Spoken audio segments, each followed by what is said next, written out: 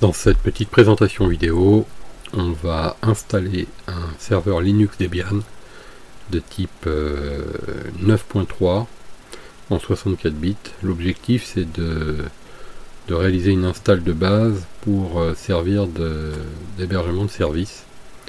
Alors parmi les services qu'on va pouvoir évaluer ensuite sur cette machine, ça pourrait être par exemple DNS, DHCP, serveur web, serveur de messagerie, serveur de fichiers, serveur de contrôleur de domaine, etc. Donc là, pour démarrer cette installation, on va donc dans un logiciel de virtualisation. Ici, je vais travailler sous VirtualBox. Je vais créer une nouvelle machine, donc une machine que je vais appeler Linux Debian. Je vais indiquer comme pour pas me planter la distribution que j'ai choisie, donc c'est la Debian Stretch en version 9.3 en version 64 bits, donc 1024 mégas de mémoire, c'est-à-dire 1 giga de RAM, ça suffit largement, c'est même beaucoup. Un disque dur, peu importe le format du fichier du disque, VDI, VHD, VMDK, mais environ 8-10 gigas devrait suffire, donc on va le laisser 8 gigas. Je vais mettre la carte réseau en mode pont pour pouvoir accéder à mon réseau extérieur via une box sur laquelle je suis connecté. Puisque c'est une install minimum que je fais, j'ai choisi de télécharger l'image ISO de Linux version installation par le réseau. Donc, je vais vous montrer quelle version j'ai choisi. Il suffit en fait de venir ici sur le site de Debian officiel et télécharger une image d'installation de taille réduite. Donc moi j'ai précisément pris celle-ci. Donc c'est une version qui fait environ 290 mégas de mémoire. C'est une image ISO, mais qui fait une installation minimum si on n'est pas connecté à Internet, et si on est connecté à Internet, il va poursuivre l'installation. Donc voilà l'image que j'ai choisie. Je vais insérer l'image dans le lecteur CD-ROM virtuel. Donc c'est celle-ci, 290 mégas comme on peut le voir ici. On fait OK, on démarre notre machine et on fait une installation en mode console. Donc voilà, l'installation démarre, c'est très simple. Il suffit de choisir le pays, le territoire, la disposition du clavier.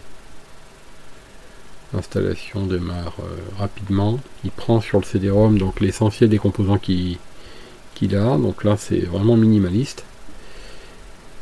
La prochaine étape ça va être de détecter la configuration réseau. Donc là il va s'attribuer une adresse IP par le biais du DHCP. S'il réussit à le faire, ça veut dire que tout est bien réglé côté réseau. Voilà, c'est maintenant réussi. Le nom de la machine, pas d'importance puisqu'on pourra le changer. Le nom de domaine, on en mettra un plus tard. Le mot de passe du compte route, on le valide et on le confirme. On crée un nouvel utilisateur auquel on associe un mot de passe. Et c'est parti pour la préinstallation. Donc là, il va partitionner le disque dur. On va pas s'embêter, on va prendre un partitionnement assisté, tout le disque. Donc on change rien. On ne change rien. On voit ici notre disque dur de 8 Go et quelques, 8 Go,6. Tout sera découpé dans une seule partition. On valide, on active et il suffit de bouger pour aller se positionner sur oui. Voilà, à partir de ce moment là le disque est formaté, l'installation du système de base démarre. Donc là tout se fait sur le disque, et puis ensuite il va y avoir une phase où il va nous demander via quel site de fournisseur de paquets, ce qu'on appelle les dépôts, on veut poursuivre, et on va pouvoir ensuite aller chercher ce dont on a besoin. Et nous, notre objectif c'est donc de faire une distribution orientée serveur réseau, donc la plus le plus dépouillé possible en termes de graphisme, puisqu'en fait on va l'administrer en mode console, on pourra même le faire à distance, donc on n'a absolument pas besoin d'un environnement graphique. C'est pas tant qui nous gêne, c'est que si on valide l'environnement graphique, il va nous installer tout ce qui va avec, y compris des jeux par exemple. Alors une petite question, voulez-vous analyser un CD? Non, on laisse sur non. Et voilà la sélection des miroirs où on va trouver nos sites de dépôt. Donc nous on est en France, on a une liste ici, on peut choisir n'importe lequel, ça se tient, donc je vais prendre le premier de la liste. Est-ce qu'il y a un serveur proxy entre moi et internet? Non, sinon il faudrait en mettre les coordonnées. Donc voilà, moment de vérité, il vérifie qu'il peut accéder au site de dépôt, et si c'est le cas, on va avoir la possibilité de choisir ce qu'on veut installer là dans une prochaine étape, et ce sera ensuite parti pour une installation qui va durer quelques minutes. Alors ça va quand même assez vite, donc on peut envisager, si la connexion internet elle est relativement confortable, de mettre moins de 10 minutes montre en main à partir du moment où on démarre l'installation et à partir du moment où la machine est opérationnelle, ce qui est quand même très très rapide. Donc voilà, donc là c'est une des étapes qui prend le plus de temps. Il est en train de choisir les paquets, là il est sur internet en train de prélever l'essentiel des paquets utiles, notamment les noyaux Linux, et on va être interpellé là par la fenêtre de sélection de paquets là. Alors je vais vous montrer en fait ce qu'il ne faut pas prendre, enfin on va voir comment on va résumer les choses. Il y a une petite page qui nous demande si on veut participer à des statistiques, on va répondre non, donc il suffit de faire entrer. Et voilà, donc la fenêtre en question, on se promène dedans avec les flèches haut et bas du clavier, et avec la barre d'espace on sélectionne, on désélectionne ce qu'on veut, on voit une petite étoile quand c'est sélectionné. Moi je veux pas d'environnement de bureau, je veux pas de serveur d'impression, je veux un serveur SSH, et je vais garder les utilitaires visuels du système. Donc ce qui fait que j'ai juste les deux cases du bas qui sont sélectionnées. Je me déplace avec la touche tabulation de mon clavier sur continuer et j'appuie sur entrée. Et là c'est parti, donc on va laisser l'installation se poursuivre et on va reprendre à la fin de l'installation notre présentation sommaire d'installation de base.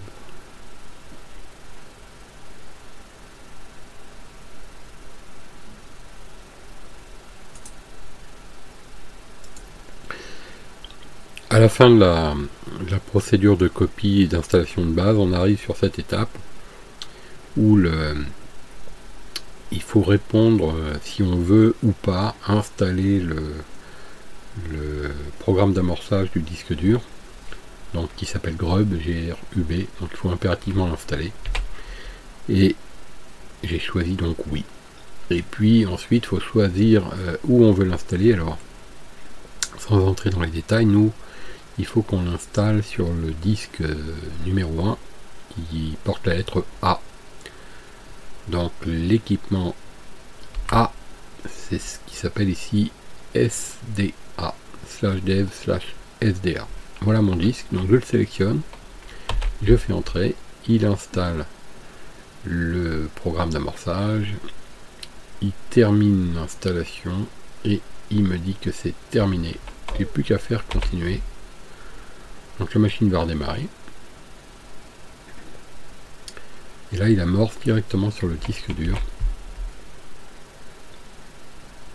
Et on n'est plus du tout sur le CD.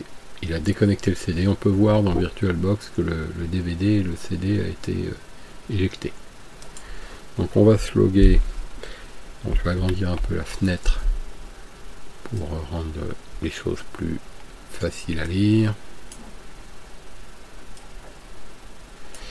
On va se loguer en tant que root avec le mot de passe qu'on a mis lors de l'installation. Et on peut voir par exemple la version du noyau de notre Linux. Donc c'est une version récente qui date du 23 décembre 2017, et on peut voir aussi avec cette commande là